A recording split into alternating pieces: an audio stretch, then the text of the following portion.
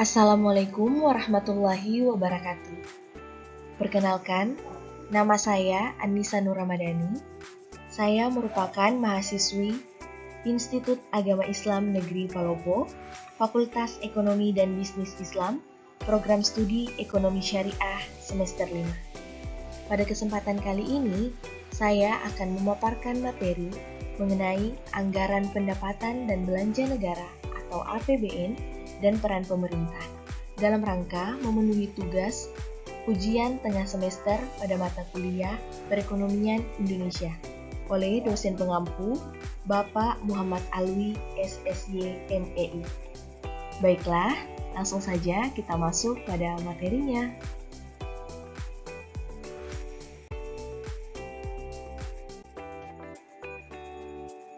Nah, apa sih itu APBN? Jadi, menurut Undang-Undang Nomor 17 Tahun 2003, APBN adalah rencana keuangan tahunan pemerintah yang disetujui oleh Dewan Perwakilan Rakyat. APBN berisi daftar sistematis dan terperinci yang memuat rencana penerimaan dan pengeluaran negara selama 1 tahun anggaran, yaitu 1 Januari hingga 31 Desember.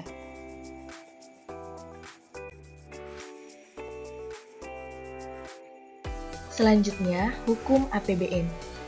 Jadi, dasar hukum penyusunan APBN itu ada 3.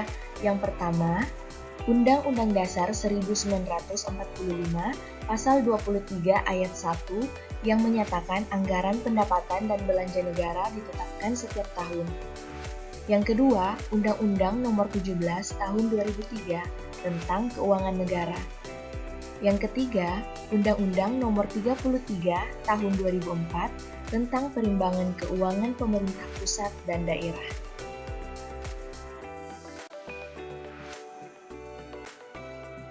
Selanjutnya, apa saja sih fungsi dari APBN?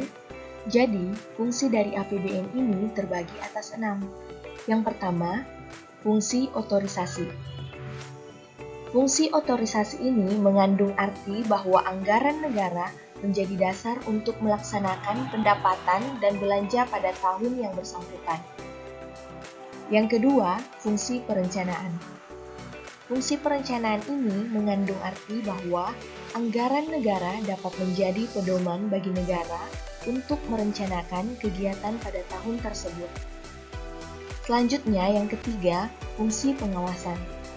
Berarti, anggaran negara harus menjadi pedoman untuk menilai apakah kegiatan penyelenggaraan pemerintah negara sesuai dengan ketentuan yang telah ditetapkan. Selanjutnya, yang keempat, fungsi alokasi. Fungsi alokasi berarti bahwa anggaran negara harus diarahkan untuk mengurangi pengangguran dan pemborosan sumber daya, serta meningkatkan efisiensi dan efektivitas perekonomian. Yang kelima, fungsi distribusi.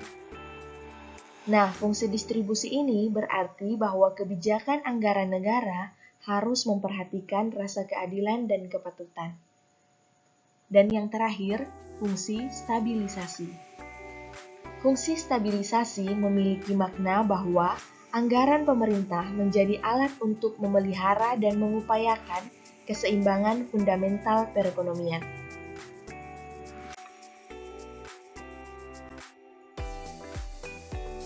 Selanjutnya, kita masuk kepada prinsip APBN. Jadi, prinsip APBN ini terbagi atas 3. Yang pertama, prinsip anggaran berimbang. Yang dimaksud anggaran berimbang adalah sisi penerimaan sama dengan sisi pengeluaran, di mana defisit anggaran ditutup bukan dengan mencetak uang baru, melainkan dengan bantuan atau pinjaman atau utang luar negeri, atau dalam APBN dikategorikan sebagai penerimaan pembangunan. Yang kedua, prinsip anggaran dinamis. Ada 2 pengertian mengenai prinsip anggaran dinamis, yaitu anggaran dinamis absolut dan relatif. Anggaran dinamis absolut diartikan sebagai peningkatan jumlah tabungan pemerintah dari tahun ke tahun sehingga kemampuan menggali sumber dalam negeri bagi pembiayaan pembangunan dapat tercapai. Sedangkan anggaran dinamis relatif diartikan sebagai semakin kecilnya persentase ketergantungan pembiayaan pada bantuan luar negeri atau pinjaman luar negeri. Yang ketiga, prinsip anggaran fungsional. Prinsip anggaran fungsional bahwa fungsi dari bantuan luar negeri hanya untuk membiayai anggaran belanja pembangunan atau pengeluaran pembangunan dan bukan untuk membiayai anggaran rutin. Selanjutnya, prinsip penyusunan APBN. Jadi, prinsip penyusunan APBN ini terbagi atas dua. Yang pertama, berdasarkan aspek pendapatan. Kemudian, prinsip penyusunan APBN berdasarkan aspek pendapatan ini terbagi lagi menjadi tiga. Yang pertama, intensifikasi penerimaan anggaran dalam jumlah dan kecepatan penyetoran. Yang kedua, intensifikasi penagihan dan pemungutan piutang negara. Dan yang ketiga, penuntutan ganti rugi atas kerugian yang diderita oleh negara dan penuntutan denda.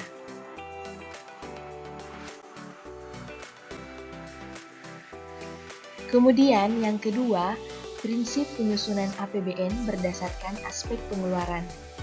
Ini juga terbagi atas tiga. Yang pertama, hemat, efisien, dan sesuai dengan kebutuhan. Yang kedua, terarah, terkendali, sesuai dengan rencana program atau kegiatan. Yang ketiga, semaksimal mungkin menggunakan hasil produksi dalam negeri dengan memperhatikan kemampuan atau potensi nasional. Selanjutnya, kita masuk pada asas APBN.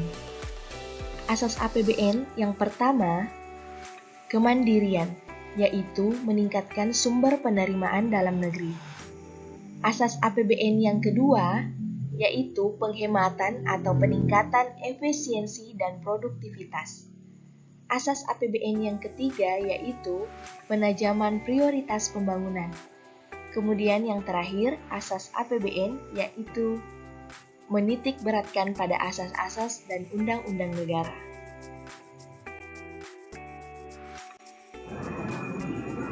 Selanjutnya, struktur APBN. Jadi, secara garis besar, struktur APBN terbagi atas 4. Yang pertama, pendapatan negara dan hibah. Yang kedua, belanja negara. Yang ketiga, surplus atau defisit anggaran. Dan yang keempat, pembiayaan. Jadi, keempat struktur APBN ini dituangkan dalam suatu format yang disebut e-account. Dalam beberapa hal, isi dari e-account sering disebut postur APBN. Nah, adapun beberapa faktor penentu postur APBN antara lain yang pertama itu pendapatan negara. Nah, pendapatan negara didapat melalui penerimaan perpajakan dan penerimaan bukan pajak. Yang kedua, belanja negara. Belanja negara sendiri adalah kewajiban pemerintah pusat yang diakui sebagai pengurang nilai kekayaan bersih. Nah, belanja negara ini terdiri atas belanja pemerintah pusat dan transfer ke daerah. Yang ketiga, pembiayaan. Pembiayaan adalah setiap penerimaan yang harus dibayar kembali dan atau pengeluaran yang akan diterima kembali, baik pada tahun anggaran yang bersangkutan maupun pada tahun anggaran berikutnya.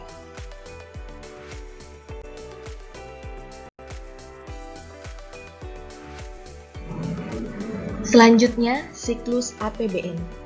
Jadi, siklus APBN ini terbagi atas 5. Siklus yang pertama, perencanaan dan penganggaran APBN. Tahapan ini dilakukan pada tahun sebelum anggaran tersebut dilaksanakan. Misalnya, untuk APBN 2014 dilakukan pada tahun 2013 yang meliputi 2 kegiatan, yaitu perencanaan dan penganggaran. Siklus yang kedua yaitu penetapan atau persetujuan APBN. Kegiatan penetapan atau persetujuan ini dilakukan pada APBN tahun sebelumnya, sekitar bulan Oktober hingga Desember. Kegiatan dalam tahap ini berupa pembahasan rancangan APBN dan rancangan Undang-Undang APBN serta penetapannya oleh DPR. Siklus yang ketiga yaitu pelaksanaan APBN. Jika tahapan kegiatan ke-1 dan ke-2 dilaksanakan pada APBN tahun sebelumnya, kegiatan pelaksanaan APBN dilaksanakan mulai 1 Januari hingga 31 Desember pada tahun berjalan.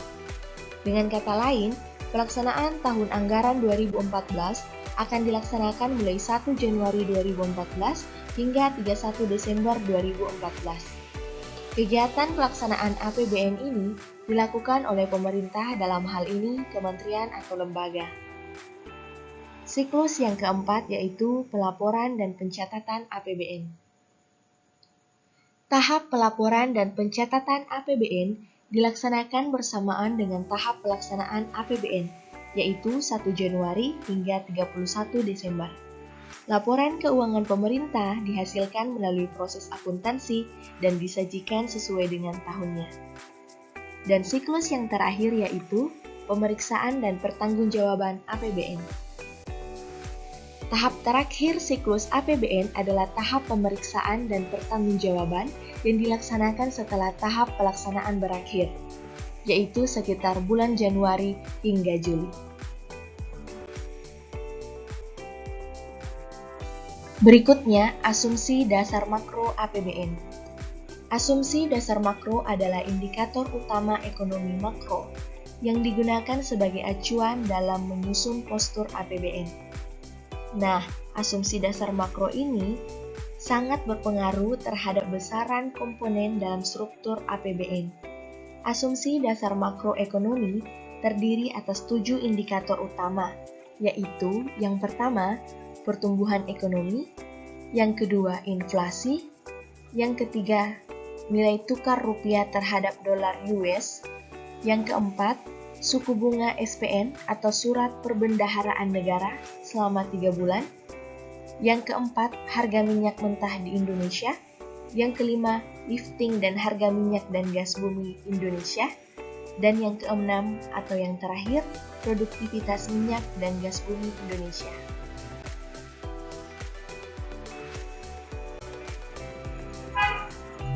Pembahasan terakhir pada materi kali ini yaitu optimalisasi peranan DPR.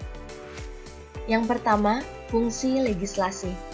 Dalam menjalankan fungsi legislasinya, DPR menetapkan dan menyetujui RUU APBN yang diajukan oleh pemerintah. Yang kedua, fungsi anggaran.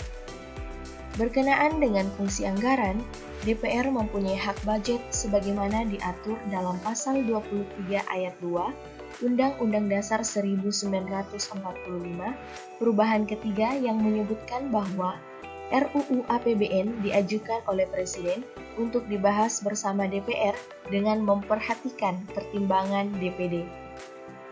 Yang ketiga, fungsi pengawasan.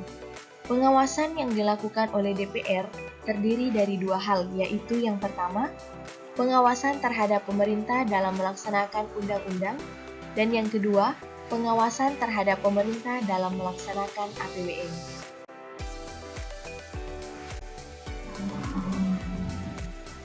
Nah, itulah tadi pemaparan materi mengenai anggaran pendapatan dan belanja negara atau APBN dan peran pemerintah.